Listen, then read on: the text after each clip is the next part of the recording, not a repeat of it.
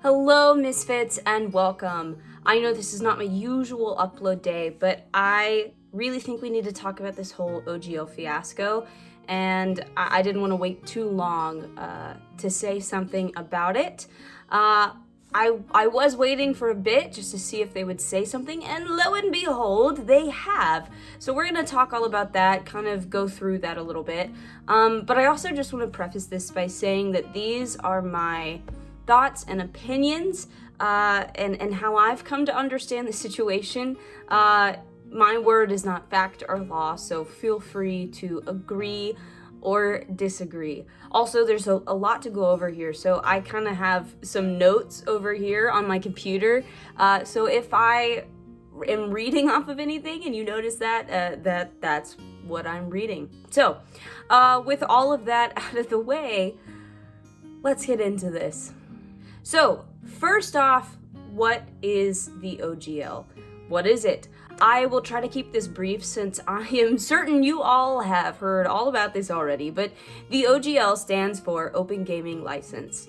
And as I understand it, it is Wizards' legal agreement to keep their gaming system for D&D open so that third-party creators can write and create for it and sell content using it without having to pay royalties or have a team of lawyers bust down their door. I am 100% paraphrasing this explanation, so if you want more details on the specifics of the OGL, I highly recommend you watch Dungeon Dude's breakdown. They're very thorough in pretty much everything they do, and I will put that link in the description below. So, that's the OGL, this Open Gaming License. But what exactly is the problem with this situation? Why is there so much drama happening right now? Well, the problem is that leaked information suggested that changes would be made to this OGL. The leak implied that companies that make a certain amount off of their content using Wizards Gaming Framework, using the stuff covered in this OGL, would have to pay royalties to the company and could even potentially lose the rights to their own work. Now, Wizards of the Coast, WotC, has since released a statement that contradicts this a bit, but more on that later. So, this largely affects third-party companies that sell and publish content for Dungeons & Dragons. Think Kobold Press or Darrington Press, places like that. But it could also impact VTTs, virtual tabletops, that sell D&D content on their sites and on their platforms. We're also going to put more emphasis and talk about that a little bit more later as well. So, the big news is that WotC released a statement. This happened Friday. So, Wizards finally released a statement clarifying the situation, but honestly, this statement was kind of more of them just trying to save face in the midst of this PR nightmare. Essentially, they confirmed that changes would be made to the OGL, but they kind of implied that maybe it wouldn't be as severe as the leak implied, and it wouldn't be as impacting as that initial leak suggested. But I kind of would want to point out here that this was merely their statement. This is not like some legally binding document. What matters, what really will matter, is the official changes to the Open Gaming License that they have yet to release to the public. That is what we really need to look at and pick apart, and that is what will be legally binding, and that is what could have lasting impacts on content creators and these third-party companies. So whatever they say to sort of save face here, that's not super important. They're just trying to deal with the public outrage. What we need to keep an eye on is this new OGL that they have delayed, but it is coming.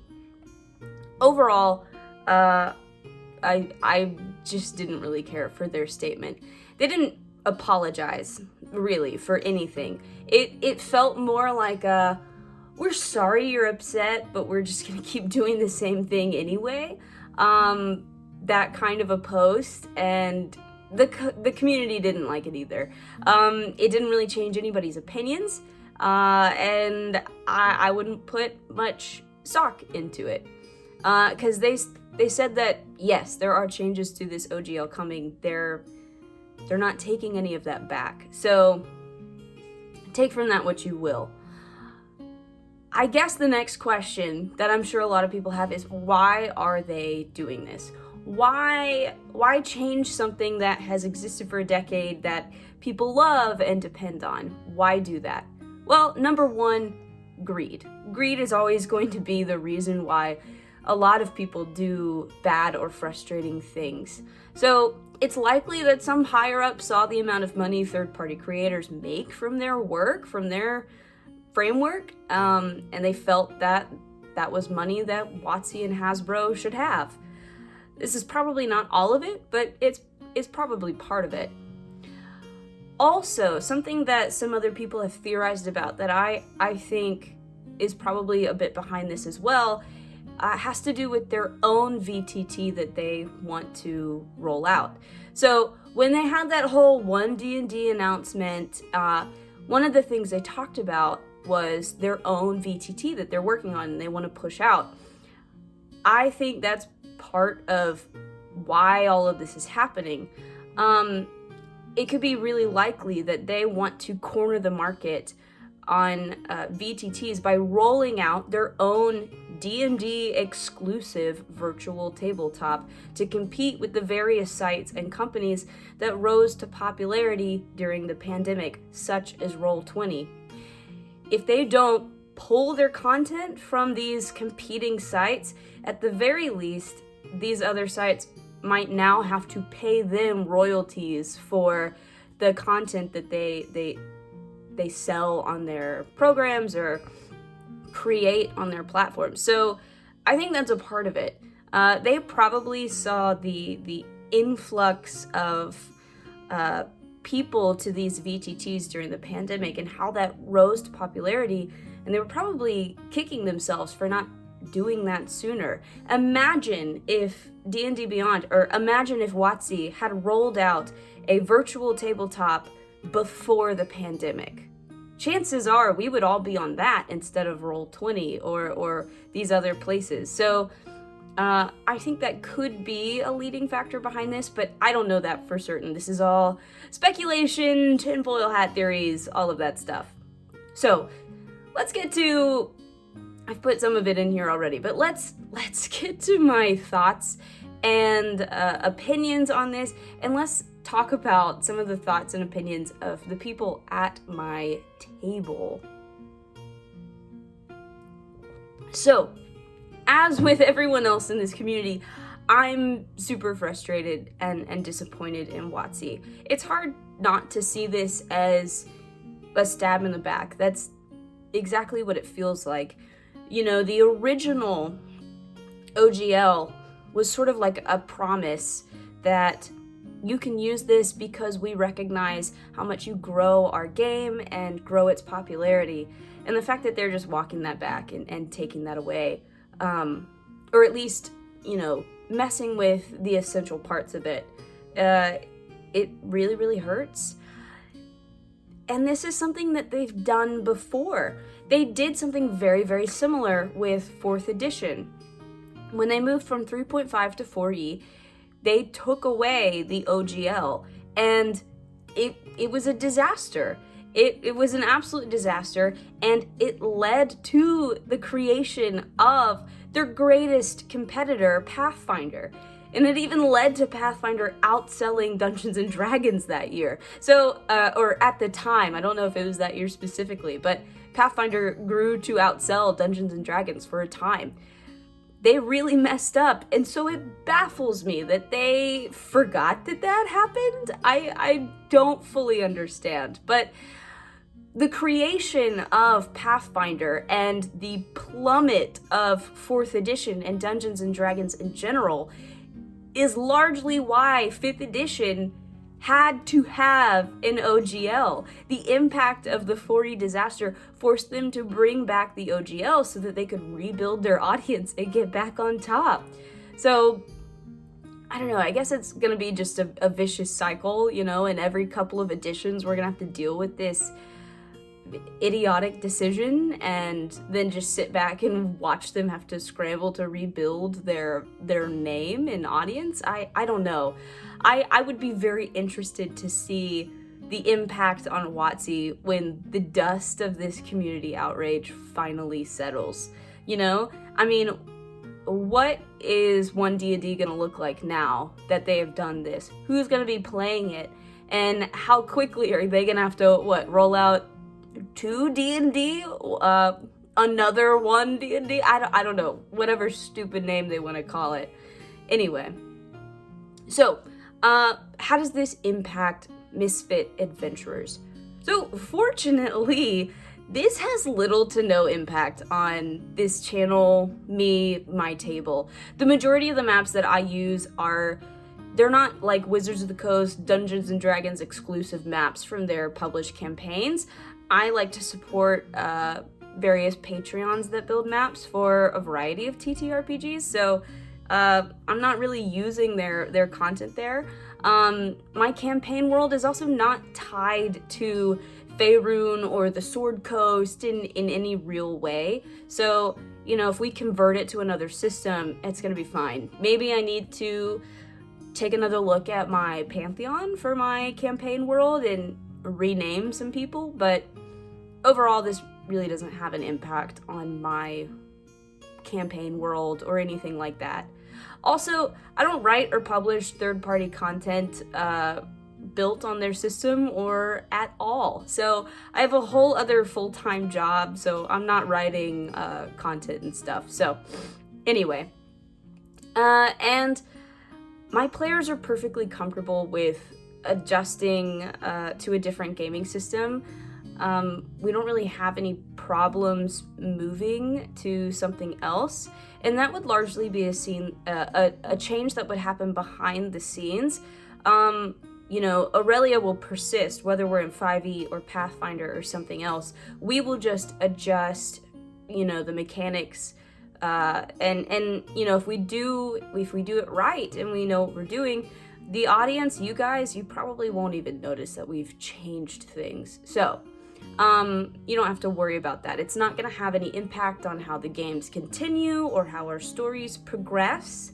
And also, my tip videos, the things that probably most of you guys watch, those are designed to be broad enough to be applicable to any TTRPG, not just Dungeons & Dragons. So that's not really going to impact those videos either. If I'm being perfectly honest, I have had growing frustrations with D&D Beyond, particularly with the cost of D&D Beyond compared to the quality of its site and the content that they put out. And on some level, I've been looking for a reason to leave it behind. So this move that they have made really helps me to do that. Now I don't have to think twice because I have a perfectly understandable reason to just say, bye, we'll figure it out. My group started with paper and pencil, and we would be happy to go back. It's not going to be that big of an issue. We have already started looking at alternative gaming systems. I am very interested to see what Cobalt Press is cooking up, and I know that Matt Colville is also working on a new system, so that has me pretty interested as well. And I have been looking pretty hard at Pathfinder, especially since they have their own website to compete with D&D Beyond that they're working on. Their character creation on that site is in alpha right now, and I am dying to get in there and take a look at it and see how it compares. Yeah, and at this point, I really don't think there's anything that WotC can do to redeem themselves in my eyes. I am a big person on, like, loyalty, so, I mean, you burn that bridge, and I'm just gonna walk away and not think twice, and that's kind of that's kind of what they've done here. So I'm ready for something new, and my table is ready for something new as well. So while some of you might think that it's super scary to change systems and completely pick up and move to a different game, I'm actually extremely excited about it. The thought of sitting down and learning a new system really reminds me of my first memories of Dungeons and Dragons, sitting on my apartment floor with my friends and flipping through the player handbook and learning how to roll up our very first characters. That's what this reminds me of, and I'm just looking forward to that so much. I think it's going to be so much fun. One of my players, Claudia, she did want to share some of her thoughts. So here is what she had to say. I'm going to read that right here. Not only will we, the Misfits, adapt and merely use a different system, but so will what seems like literally everyone else. But that's honestly pretty comforting to know that we'll likely be making this mass exodus together if it comes to that. And I think it has come to that. It's upsetting, it's inconvenient, and in this day and age, things like this are unfortunately a bit expected. But this is survivable and doesn't spell the end for TTRPGs. There are countless other options out there, and many of them are honestly probably better than 5th edition. So they just haven't received the recognition because they aren't as well known. But now we've got this time to shine a light on them and really showcase what some other people have been working on and put their blood, sweat, and tears into. Something else that I think is pretty positive about this situation is how united and together it has made this community feel, and even individual tables feel. My group has talked about this whole situation pretty much every day for the past week, and the overall consensus was that the gaming system isn't what's important, it's who's at the table, it's who you play with. And I think the same applies to this community. It's not the game itself, it's the people you meet that share a love of imagination and fantasy and storytelling. And that doesn't disappear when you take away the game. That persists, and I really think it always will.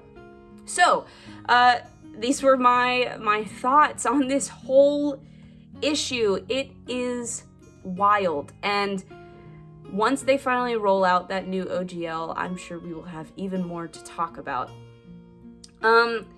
You know, if this was informative to you, or if you just want to lend me some support, feel free to like and subscribe. Please comment below.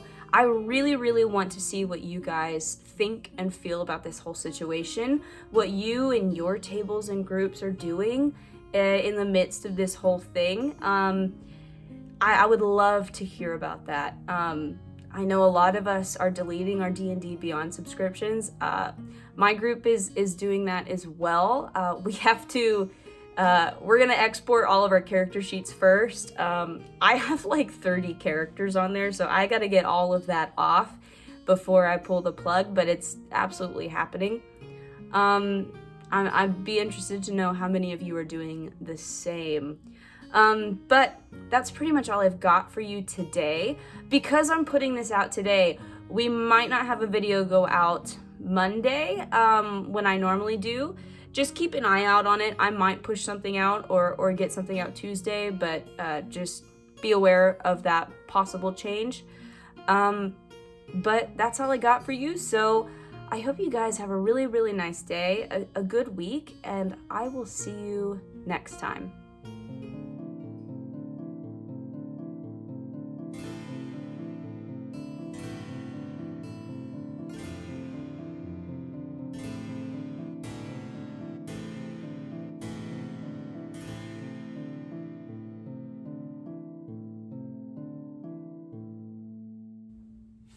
Ooh, this is crazy. It's just wild. And you know what's even crazier? So I ordered the Pathfinder beginner box. It's supposed to get here Tuesday. I'm pretty excited about that. Every review video I've watched for that and every review I've read for that implies that it is way better than the 5th edition starter set. Not super hard to beat. But I tried to go get the Pathfinder manual. I went to 3 different bookstores and I could not find it, which I feel like is kind of crazy. I feel like normally it's there, and there are some D&D books that are hard to find. But no, all the Pathfinder manuals were gone and all the D&D shelves were fully stocked. So I've got one more bookstore to try today, so fingers crossed that I find it. Otherwise, I will probably order it online and hope it gets here relatively soon. But gosh, it's just weird. I wish it wasn't happening. But it's gonna be okay. It's gonna be fine. There are plenty of other games. I don't think it's gonna be that big of an issue. And I know a lot of people talk about how dense and difficult Pathfinder is, but I'm gonna try my best to learn how to use it. And if you guys want me to share some of the things that I learned along the way, let me know, and I would be happy to maybe make a video about that. So, take care, guys, and hang in there. It's gonna be okay.